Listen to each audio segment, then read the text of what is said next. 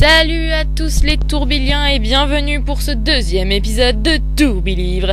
Bon, avant de démarrer, je voulais vous remercier pour toutes les vues que j'ai sur l'épisode 1.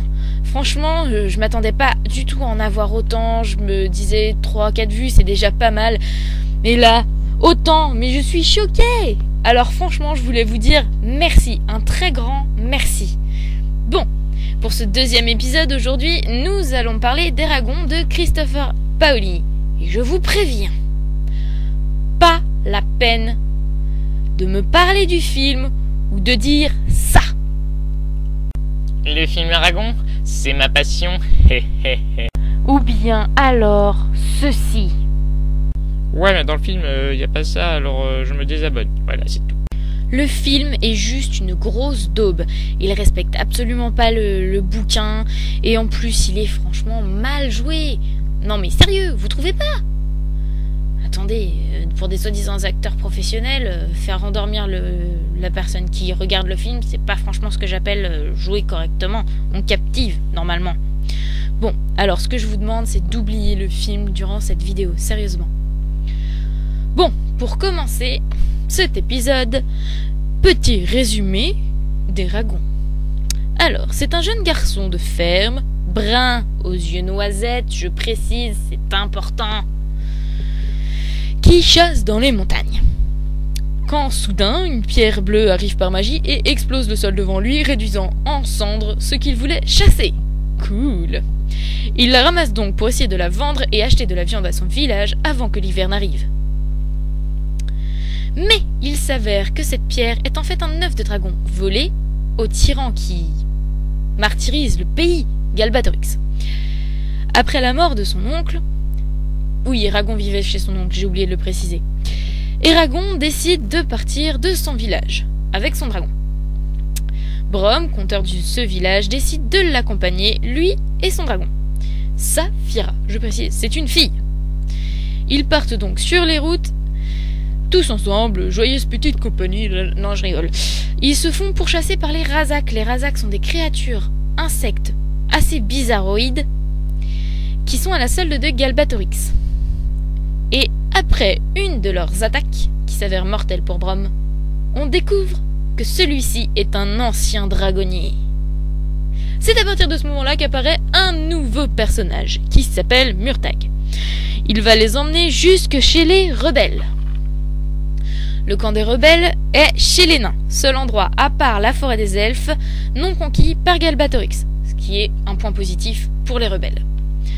Arrivé là-bas, Eragon subit plein d'examens, surtout magiques, etc., où on essaie de déterminer si c'est un méchant ou pas, etc., etc., et du coup on essaie de s'en sortir comme ça, et puis voilà. Et ensuite, les deux magiciens vont lui donner un entraînement magique, vont lui apprendre la magie, et un maître d'armes va continuer à lui enseigner la maîtrise de l'épée, du tir à l'arc, et tout ça. Seulement, cette période de paix n'est que de courte durée, car les sbires de Galbatorix ont réussi à trouver la capitale des nains. Ouais. Du coup, une grande bataille a lieu dedans, et Eragon est blessé. Du haut de l'épaule gauche au bas du dos à droite. Ça fait mal. Le roi des nains est tué, au passage. Du coup, il va y avoir un nouveau roi des nains plus tard. À la fin, Eragon part chez les elfes pour trouver, qui, je vous le demande, le sage en deuil. What the fuck? Enfin bref. Voilà, j'ai sûrement oublié pas mal d'événements parce qu'ils soient petits ou gros, ils influencent tous l'histoire. Du coup, des fois, j'avoue qu'on peut se perdre un peu. De plus, les descriptions sont trop longues et ça ralentit le rythme de cette histoire. C'est horrible. Je vous avoue, dans la confidence, que j'ai sauté des passages de description pour retrouver des passages d'action. Et pas aussi m'endormir sur le livre. Vaut mieux éviter. Donc, mais sinon, l'intrigue est bien menée, on s'attache au personnage. Et j'avoue autre chose, c'est que j'ai été complètement accro de cette série. Car en effet, pour ceux qui ne le savent pas, il y a 4 tomes à lire. Et oui, parce qu'il y a 3 dragons qui étaient sous le joug de Galbatorix. Donc il y avait Saphira, le dragon des dragons, et il y en a 2 autres. Bref, cette saga est vraiment à lire, je vous la conseille, elle est juste culte, c'est juste trop bien. Si vous n'aimez pas les descriptions, vous faites comme moi, vous zappez les passages, sinon vous lisez tout, les descriptions sont absolument magnifiques et bien menées. Bon, voilà, c'est ce qui conclut le 2e épisode.